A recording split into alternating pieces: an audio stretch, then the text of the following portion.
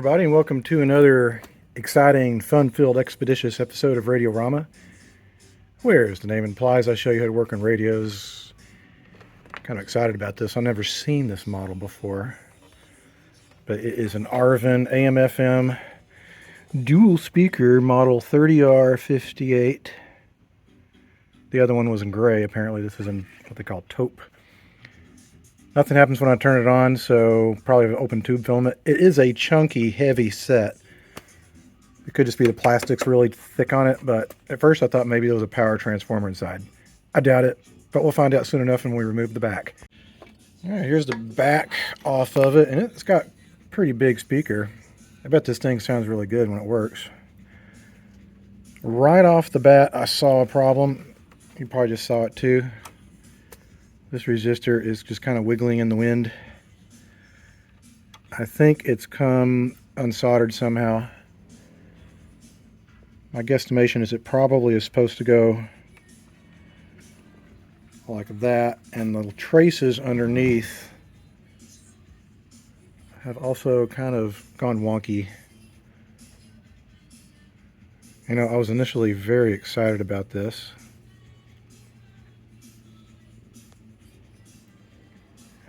It looks like the way they've constructed this, there's a PC board attached to this metal chassis.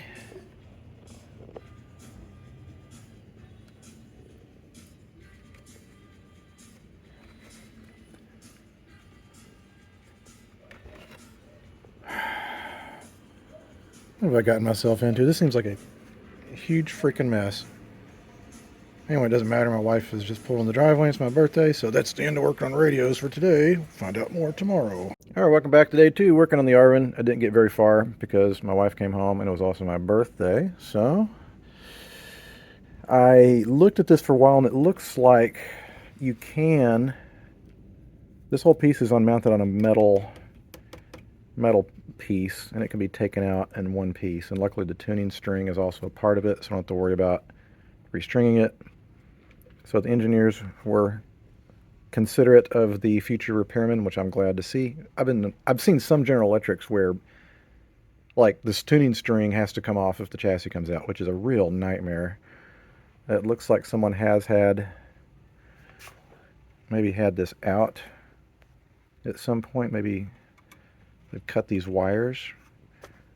I don't know if that's necessary. I'd probably just assume take the speakers out. At least I could do is like cut these, because that speaker, this little speaker is held in with friction clips. This is held in with screws. So let me start taking some screws out and see what I'm getting myself into. Well, that was relatively painless. Indeed, as I thought, it all comes out in one big chunk. I might even go ahead and take that speaker out. Worst comes down to worst, I can use something else to hold that in place. It'd give me the opportunity to clean up the cabinet a little bit better. Alright, I pulled all the speakers out, and now we can see where this damage is. There's a lead that's supposed to go there. You can see where it detached right there. We need to glue that, well, not glue, we need to solder that back in place. I'm trying to figure out something else to maybe help support that resistor, because it's just going to break again if I don't. Either that or just pile up shit tons of solder to make sure it's good and stiff. After I do that, I'm going to go ahead and fire it up and see what happens, see if it returns. But I think it will, because that's coming right off the power right here. So that cut the AC to the set entirely. Okay, so I got that resistor solder back in place.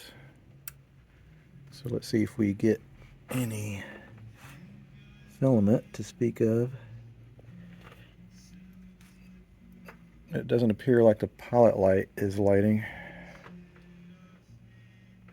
So, may not be out of the woods yet.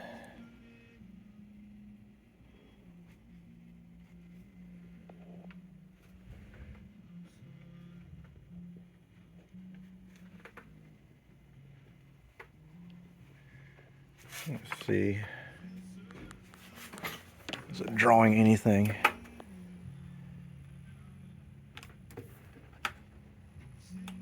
No, it's not drawing anything, so it's dead as a doornail. I'm going to try a few little simple things. Sometimes the switches can get all gummed up. So I'll get some WD-40 in there.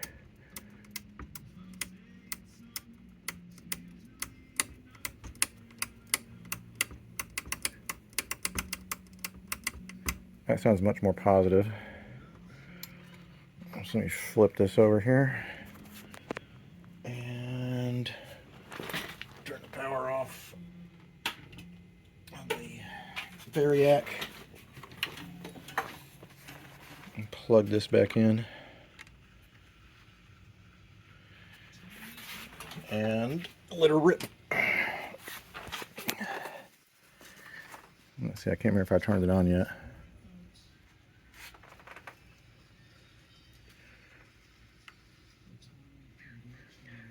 Oh, there we go, we got filament.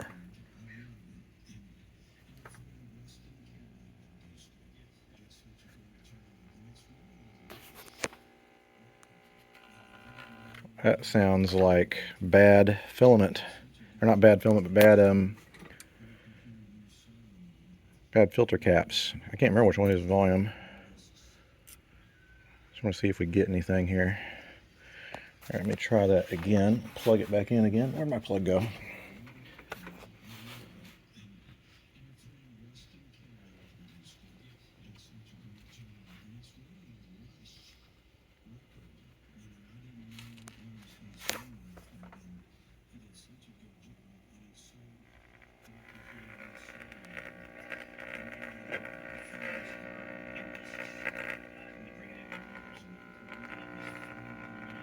Okay.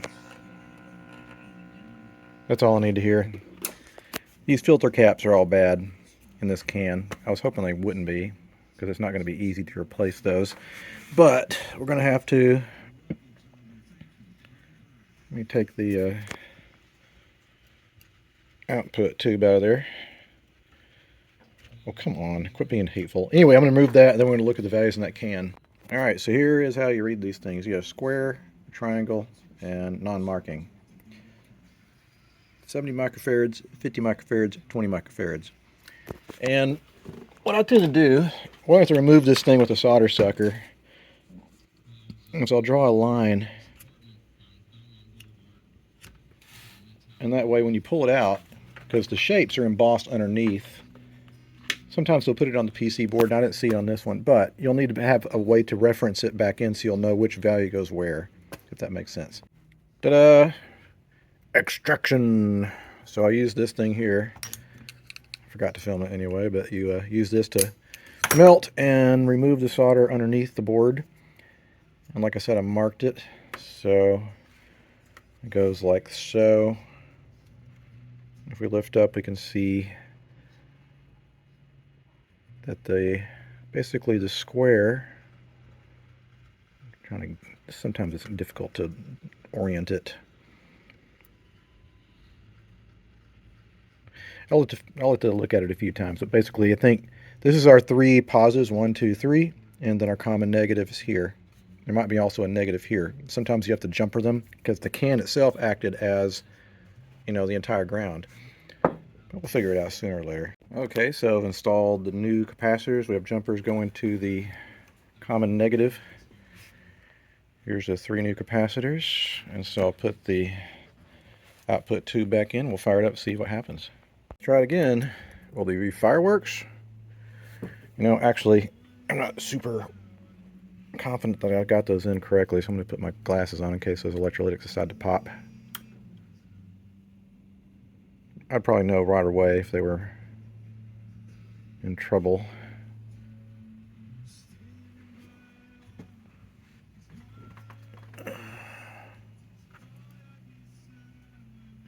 I see filament.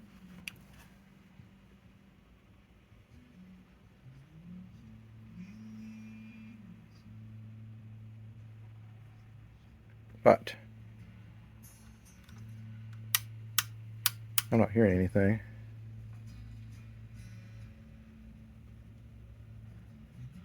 So I quite possibly might have put one of those electrolytics in incorrectly.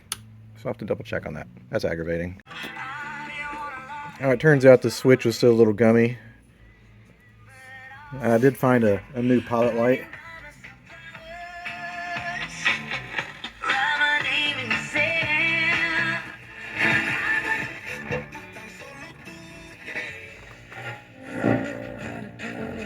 Play like it's your last. Yeah, because they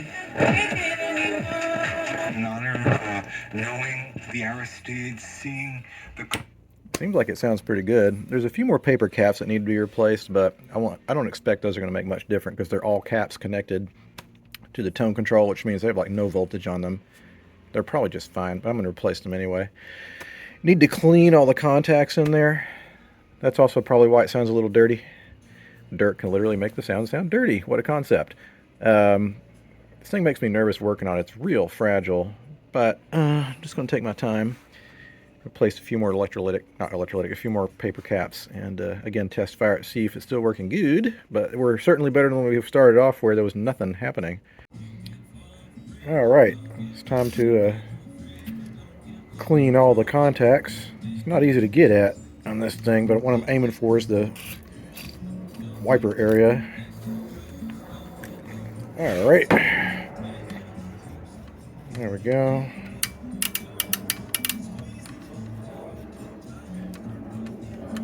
All right, the rest of the caps are all ceramic, so I don't need to worry about those guys. The only time they go bad is if they physically get broken.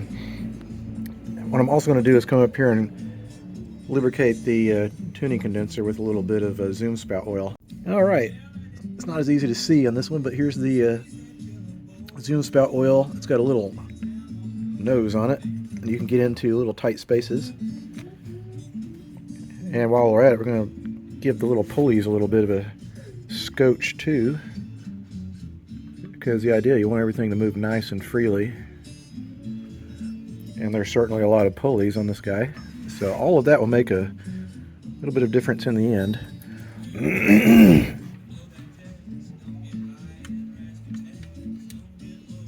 Well, it looks like I need to get a little bit back here too. There we go. That's already working a lot better. Feels a lot better too. All right, so I think that we can maybe hook up an additional antenna. That's probably the FM antenna. I can't remember. Some of these had a situation where the cord would serve as the antenna. That's not the case on that. Sometimes we'll have a clamp where you can clamp the, the cord to the FM antenna, but that's not the case here. I guess the FM antenna must be built in, which is odd. This is antenna. I'll hook up a clip lead, who knows. All right. Oh yeah, it'd probably help if I turn this back on. There we go. All right. There we go. Now we got filament, pilot lightage. Got all the contacts cleaned. So hopefully it'll sound a little bit better.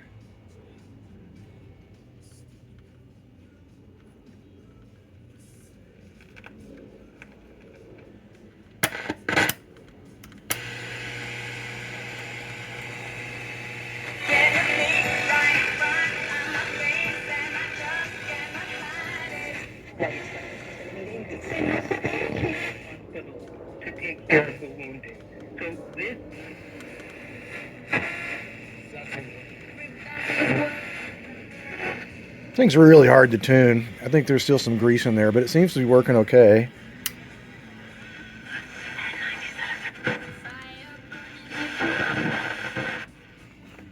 Might have a little dirt in the tuning condenser here.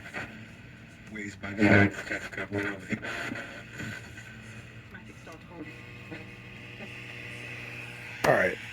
Might have to check the FM tube to see how good it is. I feel like an idiot. That radio was only operating on 60 volts. So probably going to work better. Whoops. What's going on here? Volts? Volts. Something seems to be happening with my machine here. It's turned up all the way.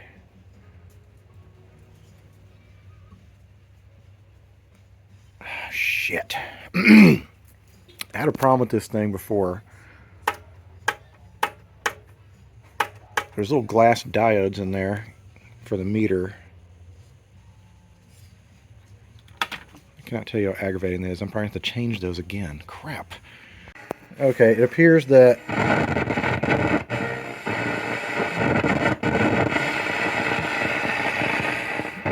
we have a dirty tube socket. Either that or there could be some cold solder joints, which is very possible on a PC board. But first I'm going to take the tube out and clean the socket. Okay, so I cleaned all the tube sockets, and it seems like it's working pretty good now.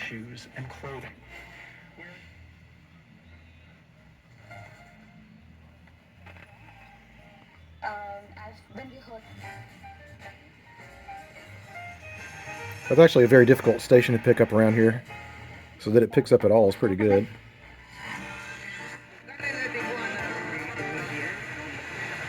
And their colleagues. One of I wanted to tell you comes in. Let's see.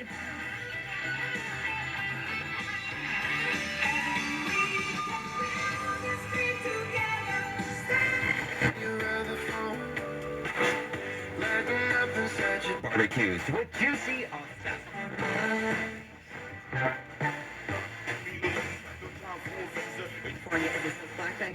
The commercial.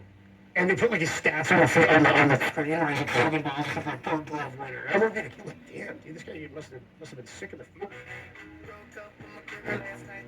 It's a toured rally of the critics called Overdone.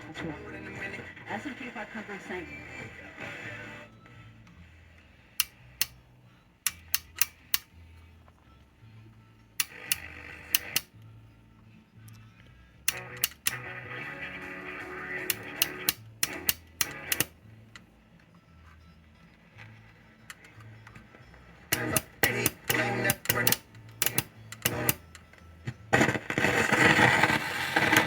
That contact is still dirty, Jesus.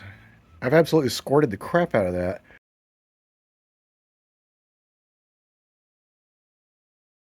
Welcome to day 2 working on the Arvin, and what I did before I quit yesterday is I mounted all the electronics back into the front half of the case because this makes it a little bit less vulnerable.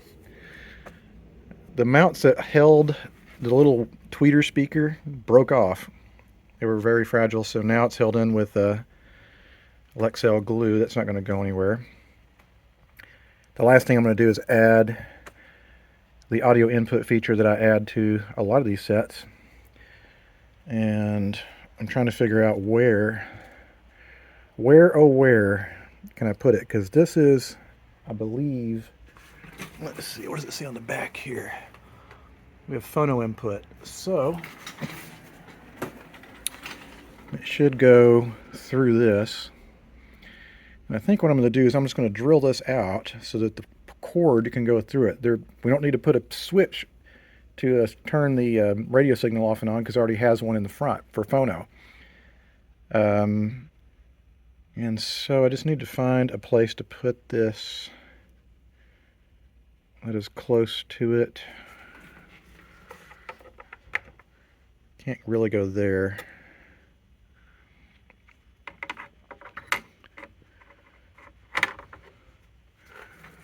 Yeah, I don't know. This is...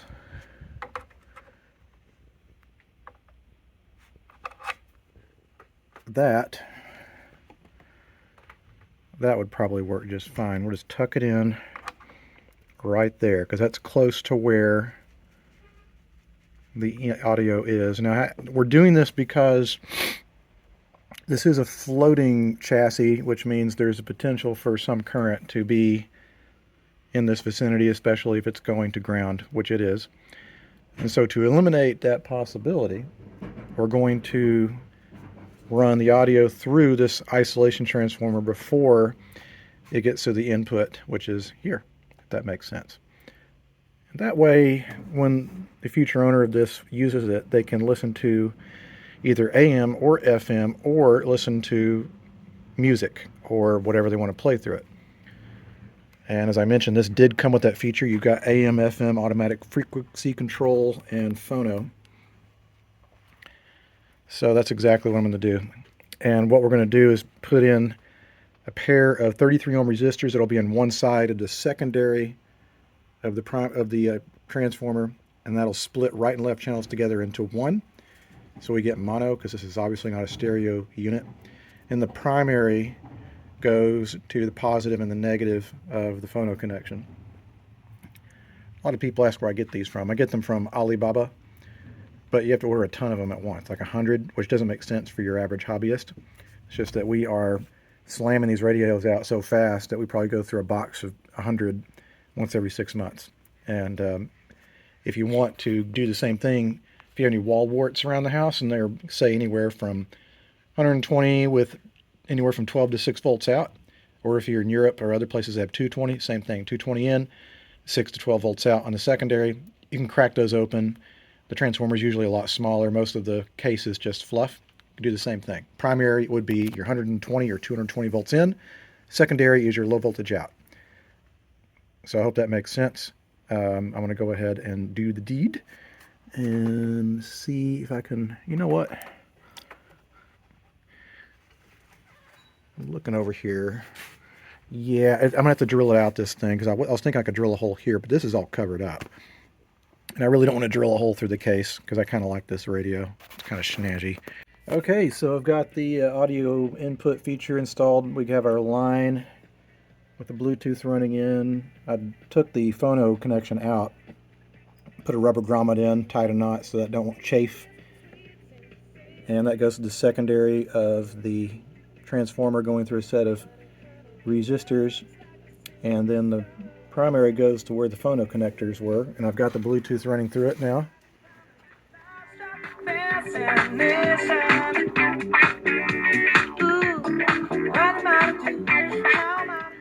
Pretty good sounding radio. You know, most of these radios don't sound that great. There's like a little 4-inch speaker in there, but this has a kind of a car speaker and a tweeter, so it does have kind of a richer sound. It'll sound even better when it's back in the case. The case is pretty much sealed up, and it'll give it a little more bass, a little more oomph, acoustical quality.